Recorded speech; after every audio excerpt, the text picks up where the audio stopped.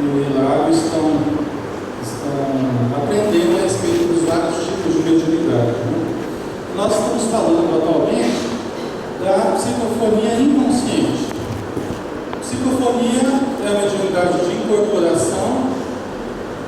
Nesse caso, inconsciente é a mediunidade sonambúlica, a psicofonia sonambúlica, também chamada inconsciente. Tá?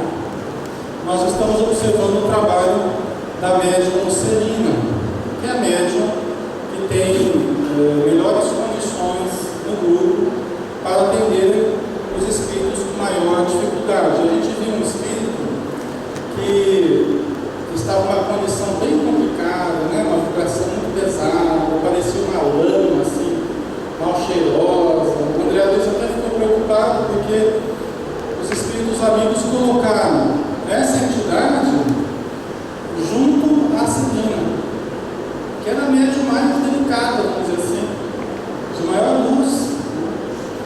E o André Luiz até questionou, mas não será a mesma coisa que a gente colocar uma harpa, a gente dar uma harpa para as patas de uma fera? O André Luiz questionou, né? Mas aí o mentor do Caldeirado disse que, Caldeirado não, como é que chama? Estou explicando aqui, Laudos, né? Então, branco, pegar. Laudos, né? Aqui cada lendo dele é um instrutor diferente. Né? Eu estava com um mundo maior na cabeça. Né? Então, Laudos, né? Explicando para o André Luiz que aquele que mais tem condição, mais auxilia.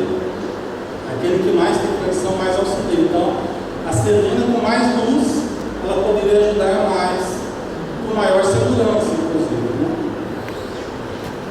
Vamos lá. A médium desvencilhou-se do corpo físico como alguém que se entregava a sono profundo e conduziu consigo a aura brilhante de que se coroava. Olha que interessante. Ela se desligou do corpo. A médium estava em transe, né? Sonambúlico. Ela se desliga do corpo e aquela aura brilhante que ela revestiu o corpo dela acompanhou a Celina espírito, né?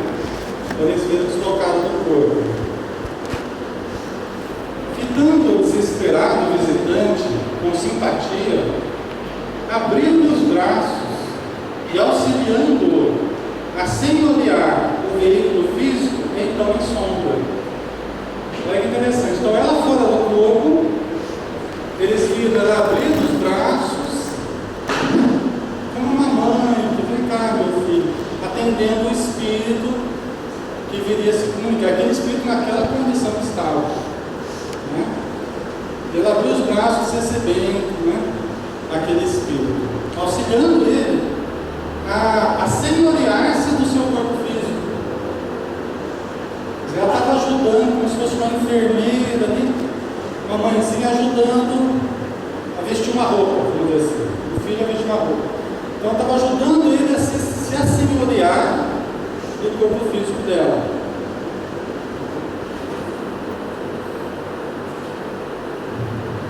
Como se fora atraído por vigoroso imã, o sofredor arrojou-se sobre a organização física de Celina, colando-se a ela instintivamente.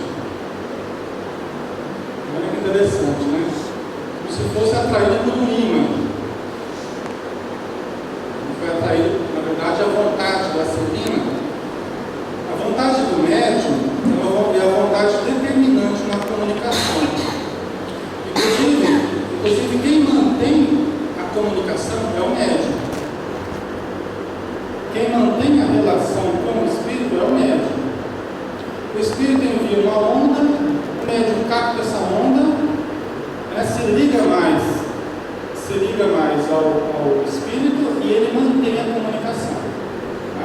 Se o espírito quiser sair, quiser terminar a comunicação, e o médium não quiser, o médium mantém a ligação com o espírito.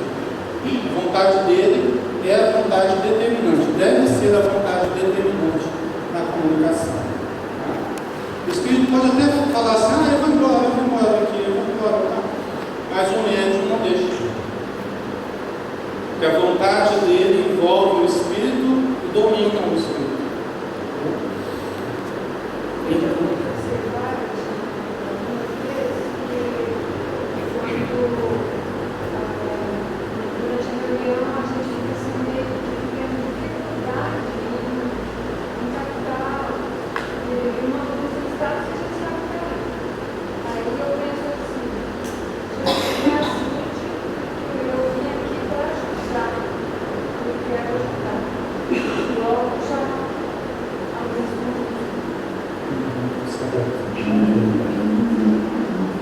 Oi? O pessoal não ouve, né? Ele está falando que em alguns momentos tem dificuldade para captar o pensamento dos espíritos, né? Isso não mas é normal que aconteça isso, né? Tem dia que a gente está mais disposto, tem dia que a gente está menos, mas é uma questão de treino também, né? A pessoa iniciante, o médium iniciante vai ter mais dificuldade. Com o tempo, vai se acostumando mais a observar a si mesmo, né? Aos espíritos. Mas quando a gente pede ajuda, né? Pede ajuda de Jesus próprio, você já consegue dar uma comunicação. Quando pede ajuda, fica mais fácil, né? De dar a comunicação, né? Tá certo.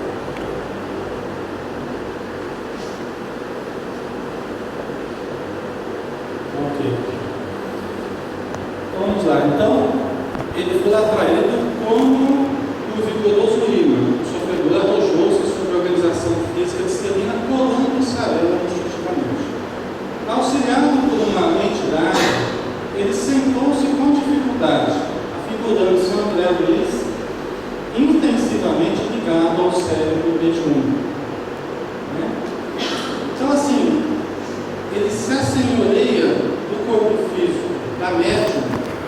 E veja, para o André Luiz estava vendo que ele estava intensivamente ligado ao cérebro mediúnico. Estava ligado ao cérebro do corpo físico da médium. Por isso que ele se assenhoreia mais do corpo físico da médium. Porque a médium, a gente vai ver, que ela está mais profundamente desligada do corpo físico. Ela permite que o espírito se assenhoreie mais das suas condições cerebrais. Isso é uma característica da mediunidade inconsciente. Na mediunidade consciente, a médium ou o médium está mais ligado ao corpo, não está tão profundamente desligado do corpo. O médium consciente, ele tem mais posse do seu cérebro físico. Nós estamos aqui de posse das nossas condições, a gente tem a memória do que a gente estuda, a gente presta atenção em tudo aqui, que nós estamos conscientes do nosso corpo físico. Quando desligados do corpo físico, desligados do cérebro físico, o espírito se apodera mais do cérebro físico. Puxa, mas como é que pode, né? O espírito vai dominar, então o corpo vai sair, vai fazer o que quiser? Não. Porque no caso, a Celina não vai deixar. O fato dela estar longe do corpo, mais próximo ali, né? E não estar totalmente ligada ao cérebro dela, não quer dizer que ela não tenha controle da comunicação. Ela está controlando o espírito totalmente, só que fora do corpo. Ela só está cedendo um pouco mais do que o médium consciente. Ela está cedendo o sistema nervoso dela mais do que o médium consciente. Está ficando claro, pessoal? É um pouco complicado isso, né? Precisava de umas imagens, desenhos, assim, né? Até procurei e não achei muito, não. Mas às vezes precisa para a gente visualizar o processo, né? Oi? O desequilíbrio do médium, né? Por isso que a gente vai ver que o Caldeirado fala assim, no final, que eu já vou adiantando, né? Que no caso de uma pessoa, de um médium desequilibrado, é preferível a mediunidade consciente do que a inconsciente. É preferível a consciente do que a inconsciente, porque ele está mais ligado ao corpo dele, tem um controle maior. Né? Um médium inconsciente, que não tem disciplina, que não tem estudo, é complicado. É complicado. Médium inconsciente, sem disciplina, sem aperfeiçoamento, sem autodomínio, dá um trabalho danado, pessoal. Se Eugênia revelava-se benemérita enfermeira, Celina surgia ali como abnegada mãezinha, tal devoção afetiva para com o hóspede infortunado. Ela surgia como a mãe praticamente da entidade, né? A Eugênia, médium consciente, ela funcionava como uma enfermeira, mas a Celina como uma mãe praticamente.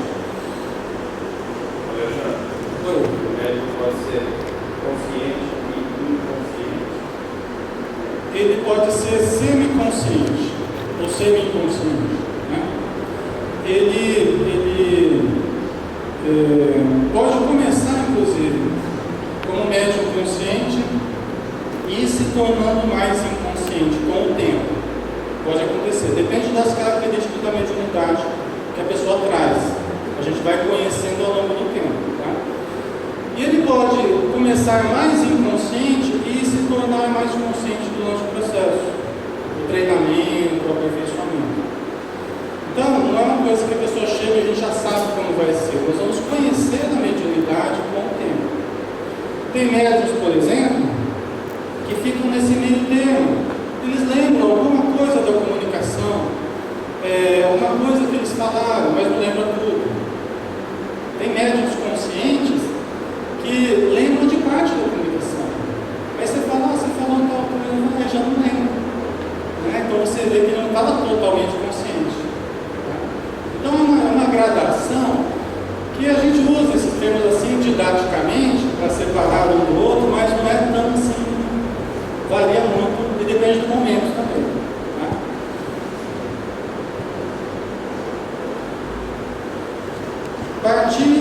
Partiam dela fios brilhantes da dona Celina, né? Partiam fios brilhantes a envolvê-lo inteiramente. Olha o controle que ela exercia. Então ela, desligada do corpo, com a luz que ela possui, ela envolvia a entidade, esses fios brilhantes. Né? Em vista disso, não obstante, o Senhor de si demonstrava-se criteriosamente controlado, assemelhando-se a um peixe furioso entre os estreitos limites de um recipiente, ou uma rede. Pode imaginar um peixe preso numa rede, por exemplo, dos fios de luz que ela envolve ele. Então ele se sente senhor de si, no sentido que ele pode manifestar na comunicação características mais nítidas da sua condição. Inclusive, nesse caso, é mais fácil ele dar informações mais precisas, até dados de identificação, falar coisas que o médium não sabia. Então surgem belos fenômenos na mediunidade inconsciente, tá? E fenômenos comprobatórios, muito interessantes, desse tipo de mediunidade, porque ele está de posse do sistema nervoso da Celina, né? Então ele tem mais liberdade para se manifestar com as suas características próprias, tem menos interferência do médium, é mais ele mesmo, com características dele, tá? Só que isso não significa descontrole da comunicação. A Celina está controlando ele totalmente. Tá? Para receber o espiritualismo, seria interessante ter uma mediunidade inconsciente. Então, uma comunicação elevada, por exemplo, é muito interessante a comunicação pelo médium inconsciente. Porque muitas vezes as orientações, as características do espírito podem se manifestar mais límpidas, né? Mas ainda assim depende da condição do médium, até para sintonia com o espírito, né? Porque também muitas vezes certos embustes, né? Se o médium não tomar cuidado, assim como na mediunidade consciente, né? Certas mistificações podem ocorrer, né? Então, o médium inconsciente tem que tomar cuidado também, assim como o médium inconsciente. Né? Mas aí, no caso, nas comunicações elevadas, o médium participa menos do processo, para influenciar menos, né? Por exemplo, o Divaldo ele conta que certa vez apareceu um espírito para ele e falou assim: eu vim aqui para escrever pelo seu intermédio, né? E aí o Divaldo falou assim: mas como? Eu estou sem horário, eu não tenho mais tempo para nem um livro mais, né? Porque o meu horário já está todo tomado. Você tem que falar lá com a Juna de antes, você entra na fila lá, para ver se você consegue um horáriozinho lá para a gente psicografar, porque ele tinha os horários que ele fazia a psicografia sistematicamente, né? E segue aquela disciplina e as palestras e viagens e reuniões mediúnicas, tá? Então falou assim, não, mas eu posso escrever à noite. Aí o Divaldo falou assim, mas é só que faltava, né? Não vou nem dormir mais, né? Você vai querer psicografar à noite agora?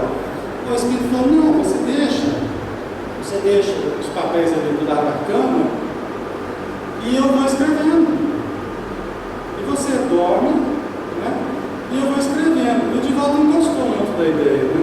Mas ele andava com uma dor de cabeça muito forte e tal, e aquela dor não passava, e ele começou a perceber que quando ele trabalhava à noite com esse espírito era um arco prisco, aparecia como um romano, ele escreveu alguns livros, né? Pelo intermédio dele. Ele percebeu que quando à noite ele trabalhava, aí ele acordava bem sem a dor de cabeça, né? Falei, então vamos começar a trabalhar à noite. É interessante, né? Porque ele não participava do processo. Né? O Espírito utilizava as condições dele lá, a parte motora, né? A mão dele, ficava lá escrevendo, ele dormia e ficava escrevendo. Né? A psicografia é mecânica, né? Que a gente chama. Então tem fenômenos bem interessantes. Né? O comunicante projetava de si estiletes de treva. Olha só. Aquele que estava se comunicando, ele irradiava estiletes de treva, que se fundiam na luz com que Celina, a alma, rodeava, Celina fora do corpo. Então, ao mesmo tempo que ele soltava esses estiletes de treva, a luz, a alma dele brilhante, eliminava, como o sol elimina vibrações deletérias, todos os dias que a gente viu semana passada, né? Todos os dias o sol está renovando a nossa vida, eliminando miasmas. Se não fosse o sol, por exemplo, né, eliminando certos miasmas do ambiente, energias deletérias, nós teríamos epidemias devastadoras de doenças transcendentes, de origem transcendente. Tá? A gente vê quando o ambiente fica mais pesado, muitas vezes começa a dar epidemias de doenças que atingem certas populações. Ele tentava gritar em impropérios, mas em vão. Estava totalmente controlado por ela. Ele tentava gritar em impropérios, mas ela não deixava. Por isso que o médium não precisa ficar gritando. Ele vai manifestar a raiva dele, vai, contra a verdade, vai manifestar que ele não queria estar ali, que ele está bravo, vai. Mas não precisa ficar gritando, né? Dificultando até a doutrinação. Isso é falta de equilíbrio do médium. Tem médium, isso é bom a gente sempre falar. Tem médium, por exemplo, que não deixa o doutrinador falar. Que o espírito não queira deixar o doutrinador falar, que o espírito não queira deixar, é uma coisa. Mas que o médium permita que ele faça isso, aí é outra. Se o médium percebe que o que o espírito está querendo fazer é ficar falando, e contrariando, o tempo todo rebatendo, e não dá nem espaço para o doutrinador falar, se o médium permite que o espírito faça isso, o médium está ajudando o espírito, está ajudando a doutrinação. Médium, o doutrinador, tem que ser parceiro. Tem que ser parceiro. É uma parceria, é um trabalho em grupo. Por isso que o trabalho do médium tem que ser um trabalho consciente. Né? Se ele percebe que o espírito quer falar compulsivamente, o médium pode parar. Ele pode colocar um obstáculo a isso. O médium o médico ainda está deseducado. Né? O médium deseducado. Né? Então, assim, são nuances que é sempre bom a gente falar, porque a gente está aqui no processo também de treinamento. Né? Nós temos aqui vários médicos, né? Alguns participam com a gente, outros não. Mas isso faz parte do processo educativo. Tá? Então nós temos que pensar em ajudar a reunião, não ajudar os caprichos do espírito. Nós não podemos atender os caprichos do espírito comunicante. Celina era um instrumento passivo no exterior, aparentemente passivo. Entretanto, nas profundezas do ser, mostrava as qualidades morais positivas, que lhe eram conquista inalienável, impedindo aquele irmão de qualquer manifestação menos digna. Aparentemente, ela era passiva. Porque até o seu sistema nervoso, o seu cérebro, ela cedia para o espírito. O seu corpo, ela cedia para o espírito. Mas ela é passiva só exteriormente, porque quem exercia o controle era ela. Por isso que existe uma certa confusão quando se fala que o médium é passivo, o médium tem que dar passividade. Ele é passivo, em termos. A comunicação mediúnica é um processo muito mais ativo do que a gente imaginava. A comunicação mediúnica, a reunião mediúnica, deve ser muito mais ativa do que a gente imaginava. Às vezes os grupos ficam esperando minutos, horas, até esperando uma comunicação, sem tomar nenhuma iniciativa. Às vezes, até que as comunicações não vêm, vamos perguntar, fulano, como é que está? Como é que está? Para levantar as necessidades. Né? Às vezes até, quando as comunicações não vêm, nós temos que vibrar pelas pessoas, pelas casas, pessoas que nos pedem ajuda. É um processo ativo. Né? Às vezes não, às vezes as comunicações vêm de uma forma mais espontânea. Tá? Mas de qualquer forma, é um processo muito mais ativo. Por quê? Porque veja bem, se achava antigamente que eu vou sentar na mesa mediúnica e vou esperar uma força superior me controlar.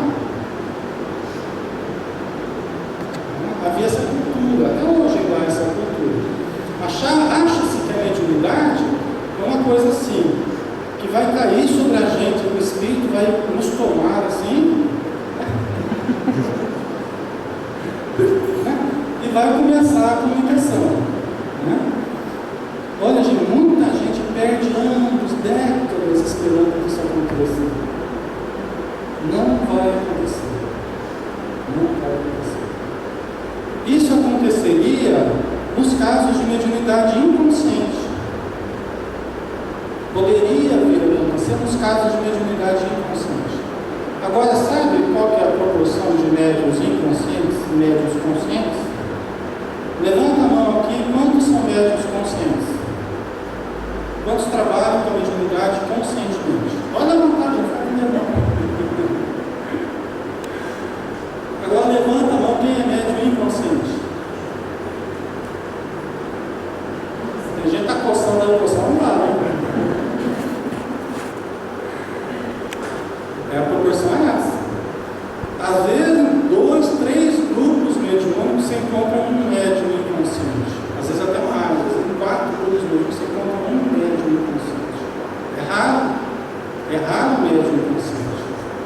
Do mesmo jeito, não vai adiantar você sentar na mesa lá, pegar o papel, colocar a mão assim e ficar lá com o lápis em cima do papel esperando que vai escrever. Como eu falei do Divaldo, que estava no livro lá, o Chico também ficava lá e a mão dele escrevendo. Não vai adiantar. Às vezes aparecem uns rabiscos, umas coisas, mas não adianta, pessoal. Por quê? Porque nós somos médiuns, em maioria, médiuns conscientes. Então, todo o processo de comunicação, todo o processo de percepção do espírito vai se dar no nosso campo mental. Se não tiver auto-observação, se não tiver disposição interior para a sintonia, para a observação, para dar passividade, não vai acontecer. Não vai acontecer. No meu caso, especificamente, durante a comunicação, eu estou vendo tudo que o Espírito está falando, fazendo, eu estou presenciando tudo, mas quando acaba a comunicação, pode ter tipo 3 numa noite, 2, eu não me recordo depois do que ele disse, apaga rapidamente, logo depois da comunicação. Seria um caminho do meio, seria uma semi-inconsciência, né? Não é nem plenamente consciente, nem totalmente inconsciente. Tá? Você fica aí no meio termo. É a sua característica de mediunidade. É bem característico, né? Ok, pessoal? Vocês entenderam essa questão da inconsciência e da consciência? Por isso que o processo, quem quer trabalhar com mediunidade, a maioria das pessoas é médium consciente. Se não tiver auto-observação, treino, por isso que a Joana de Ângeles, ela fala tanto na meditação, como treino para os médiuns.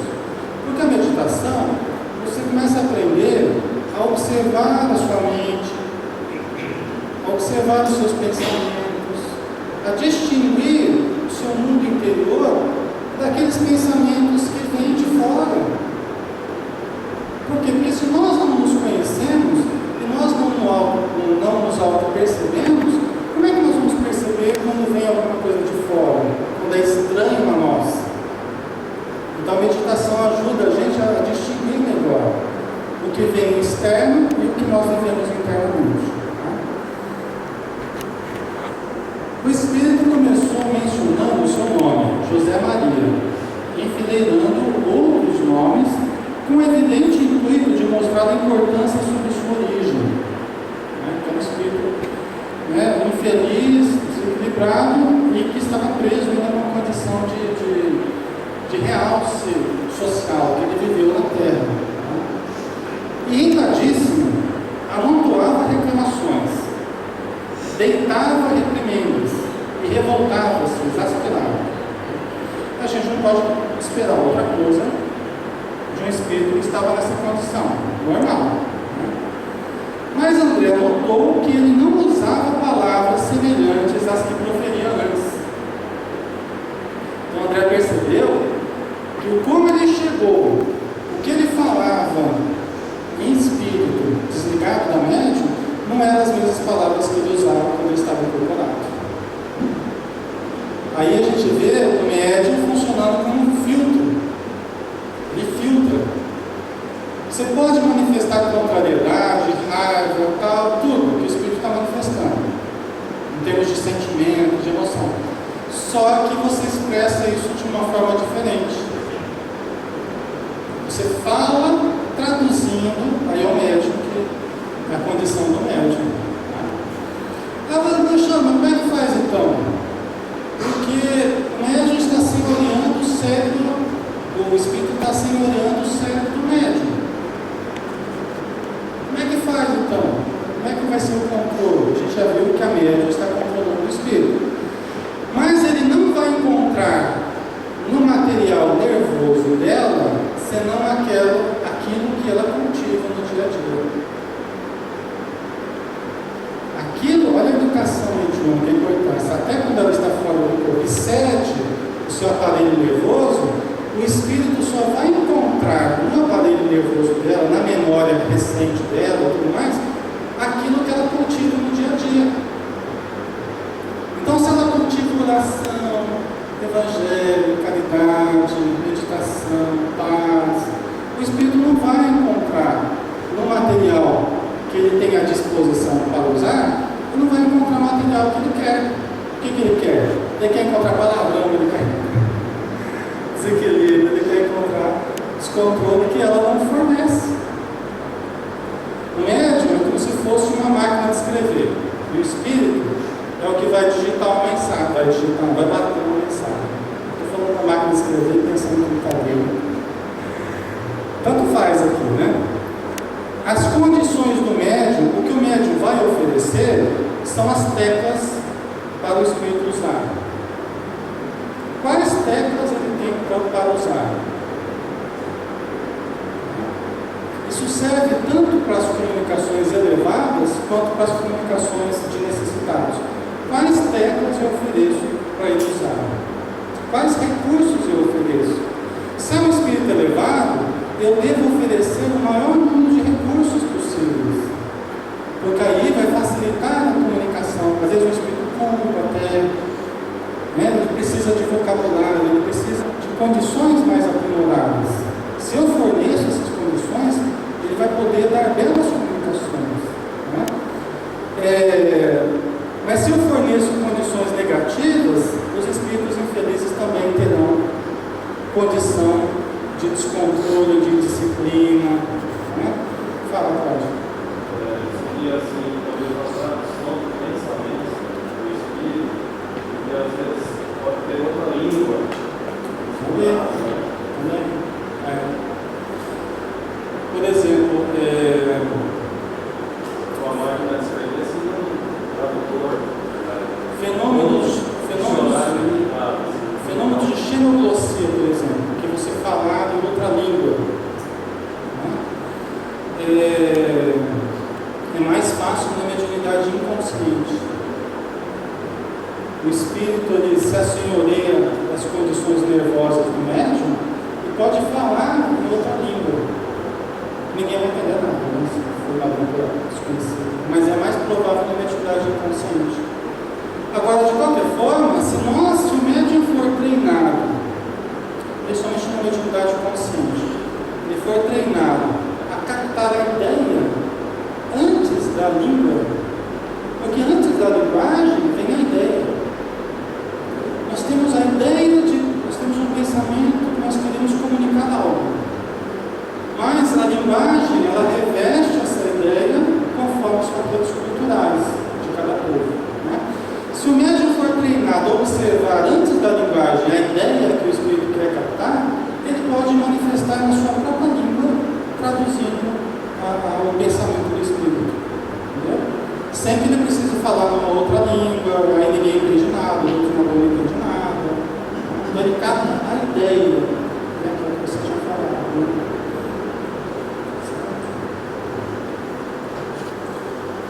Mas André notou que ele não usava palavras semelhantes às que proferira antes. Achava-se como que maniatado, vencido, embora rude e áspero. A mediunidade de Celina era diferente da de Eugênia, porque esta se mantivera preocupada como enfermeira inquieta, enquanto Celina parecia devocada tutora do irmão dementado.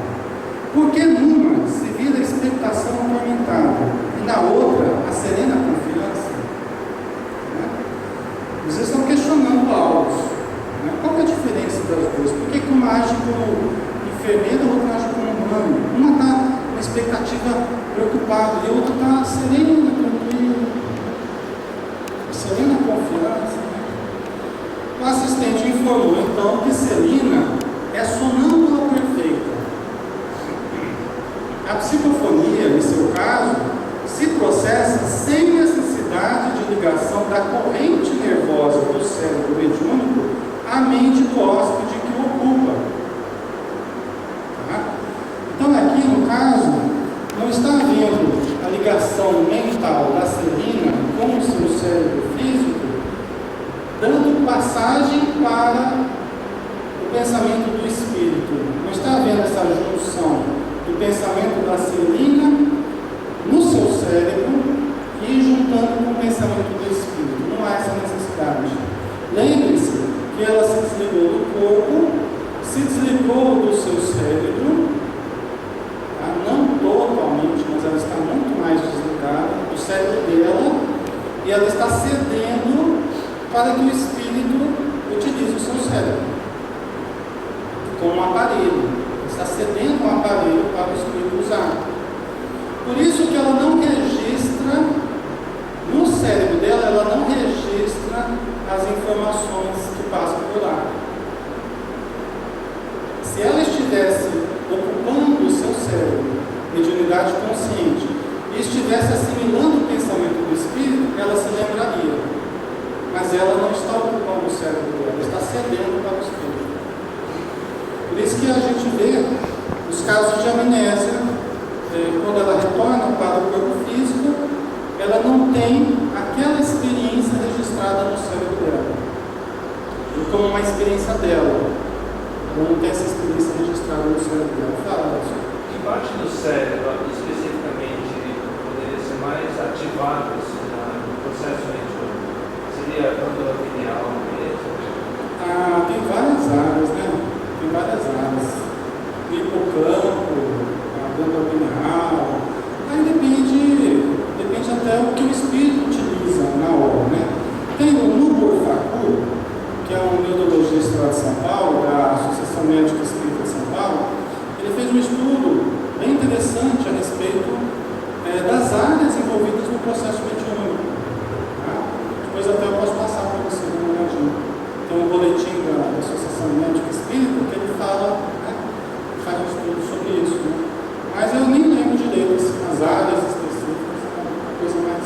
mais técnico. Muito bem, né, pessoal? Vamos ver aqui.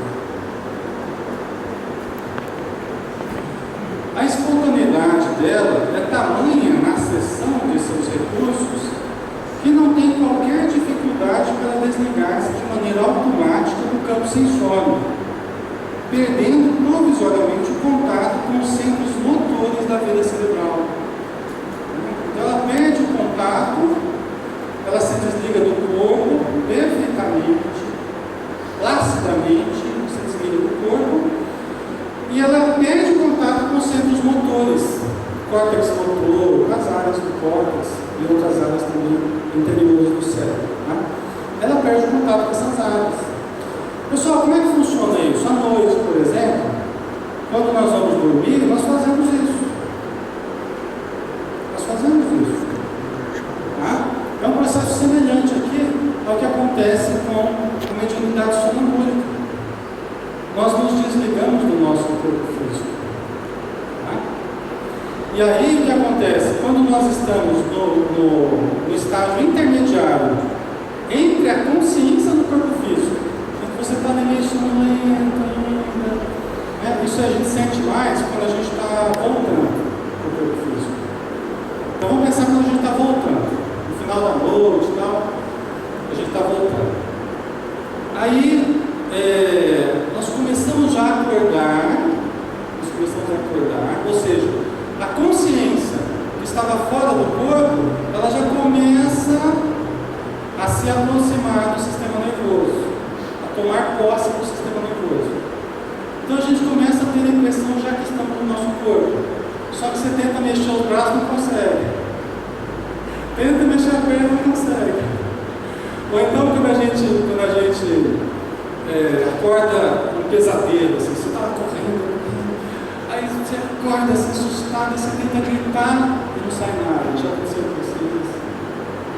Você tenta gritar e não sai. Por quê? Porque nós, embora já estejamos transferindo a consciência para o corpo, que já estamos nos acoplando de novo ao corpo, nós não nos apossamos totalmente do corpo. Tem algumas áreas que nós não tomamos posse ainda. É como se nós chegássemos numa cabine e começássemos a ligar os aparelhos ali, apertar os botões e assumir o controle.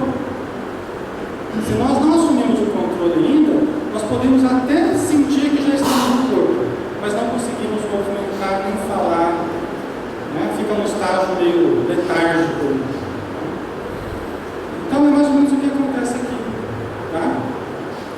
E olha que interessante, nós também não trazemos a recordação do que vivemos no plano espiritual, salvo algumas exceções, né? Em que nós nos lembramos de fragmentos, assim como o médium pode se lembrar de fragmentos, como se fosse um som que ele teve durante a comunicação. É algo semelhante.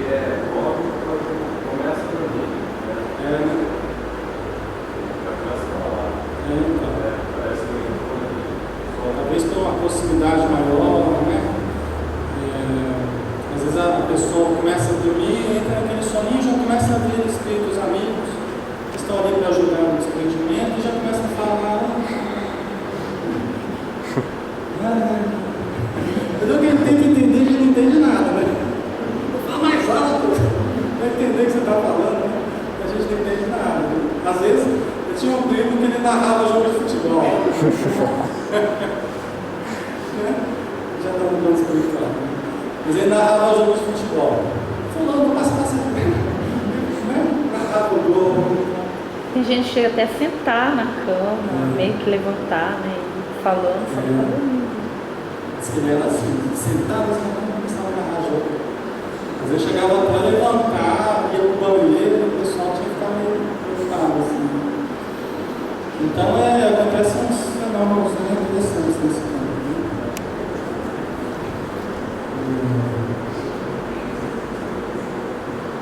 Então aqui a facilidade que ela tem de se desligar do campo sensório. Né? Tem pessoas que é só dar uma deitadinha para ver TV que já não se desliga do corpo. Então a pessoa que nos falou uma vez que ela viajava de ônibus e praticamente a viagem toda ela fazia fora do ônibus. Ela ficava sentada ali, começava a dormir. Tem gente que tem facilidade de dormir, viaja assim. Ela ia viajando do lado de fora do ônibus. Como se estivesse assim, uma estrada assim, voando assim. Oi? Não precisa nem pagar passagem. Paga doido, né? Porque se desligava do corpo e tinha a sensação de estar ali do lado de fora do ônibus ali, né? Espiritualmente, né? O corpo dela estava ali sentado. E ela estava vendo a viagem de fora. Foi assim legal, né? Tá, mas será que não é uma sensação desagradável, né? Depende da pessoa. Você aprendeu a curtir isso aí? Não, é realidade, por quê? Porque, por exemplo, o corpo para nós é uma garantia, é um esconderijo, é um casulo, né? Para nós é uma defesa, é uma segurança. Para muita gente que não tem ainda muita visão da vida espiritual, não está acostumada a se desprender do corpo, se desprende do corpo com cuidado. Qualquer coisinha volta para o corpo. Como se fosse um bichinho que qualquer coisinha volta para toca. É assim com a gente. Por isso que o desprendimento do corpo e a ida em viagens, né, precisa de adestramento, precisa de conhecimento, precisa de moralização, precisa de equilíbrio para que nós aproveitemos a viagem. Às vezes os espíritos querem levar a gente até para um lugar bom, mas a gente fica tão eufórico, fica tão apavorado às vezes, fica tão assim, que vai, vou levar de volta para o cidadão. Não vai ter jeito, ele está num deslumbramento tão grande que tem que aprender a ter equilíbrio das emoções, a lidar com naturalidade. Né? Então aí depende muito desses fatores. Vai ser desagradável ou vai ser agradável? Depende muito de como eu vivo essas experiências. Tá? Se eu for ainda muito imaturo, espiritualmente falando, talvez até os espíritos bons vão me assustar. Eu desligo do corpo, começo a ter espírito, meu Deus do céu. Né? Deixa eu voltar para o corpo. Por quê? Porque a pessoa se assusta com qualquer coisa, ela se assusta. Independente se é espírito de luz, espírito sem luz, ela se assusta. Então, você vê um parente, por exemplo, né? Você vê um parente, a mãe, o pai, o irmão, desencarnado, não, estou vendo um fantasma, não volta para o corpo. Depende das condições culturais, religiosas, cada praia.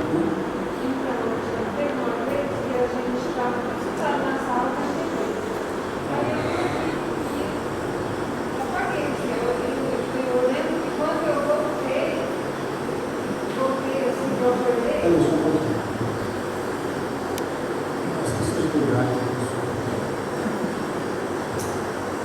Desculpa, mas pode falar. Quando eu acordei, eu falei assim, ele não perdeu o que tinha. Aí eu perguntei para os outros que estavam na sala, falei assim, mas falaram para isso no filme, alguém perdeu o boneco? Aí todo mundo falou que não. Então naquela hora eu saí do corpo. Então, surgem episódios, né? Talvez todos nós tenhamos alguma experiência nessa área, ou muitos de nós teríamos experiência nessa área, né? De alguma coisa que aconteceu fora do corpo, algum sonho que teve, né? Uma vez eu me recordo também, eu era estudante, assim, morava com os meus pais, né? E eu me lembro assim de chegar no meu quarto, no começo da manhã, chegar no meu quarto, olhar no relógio e pensar assim, nossa, ainda bem, deu tempo. Aí eu acordo, olho no relógio, ao mesmo horário que eu tinha visto. O sonho. Eu estava tendo um sonho, e que eu cheguei no meu quarto, ufa, deu tempo. Eu olhei para o relógio, estava às 6h30. Aí eu acordo, olho no relógio, às 6h30. Então assim, eu achei interessante porque foi uma coisa muito clara, né, de eu ter chegado ali consciente, fora do corpo, e ter visto o nada. Né? Então, essas situações que ocorrem e que podem ocorrer com qualquer pessoa. Tem umas que têm mais facilidade que outras. Né? Então, vamos lá, continuando a ver o que a gente já está. Sua posição medianímica, porque todo fenômeno é mediúnico e anímico ao mesmo tempo. Né? Sua posição medianímica é de extrema passividade, no caso da segunda.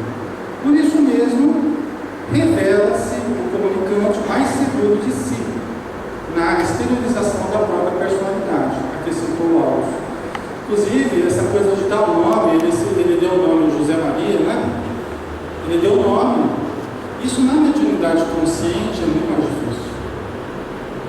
É muito mais difícil. O médium encontraria muito maior dificuldade. Por isso que a gente até não coloca os médios em saia justa. A gente evita colocar o médium consciente nessas saias justas, porque você começa a perguntar informações do espírito, nome, onde é que mora. O médium, você vai colocar o médium numa situação complicada, porque ele não é um aparelho que ele vai fornecer todas as informações, porque ele não vai ter essa clareza para falar, para dar essas informações todas. Ele não vai ter essa facilidade. Na mediunidade inconsciente, o espírito vai encontrar essa facilidade, porque ele está falando dele com uma clareza muito maior. Então ele pode dar informações muito mais precisas. Né? Esse fato não significa, contudo, que a médium estivesse ausente ou irresponsável. Junto de seu corpo, agia como mãe generosa, auxiliando o sofredor que puder se exprimir, qual se fora frágil protegido de sua vontade. Né? Que é o que a gente já viu também. Né? Deixa eu só ver uma coisa aqui. Ainda tem chão. Vamos dar uma paradinha? Semana que vem a gente continua. Vai falar das vantagens da psicofonia consciente, né? É aquilo que eu tinha falado para vocês. Que tem certos casos que é melhor que a pessoa fosse, seria melhor que fosse consciente.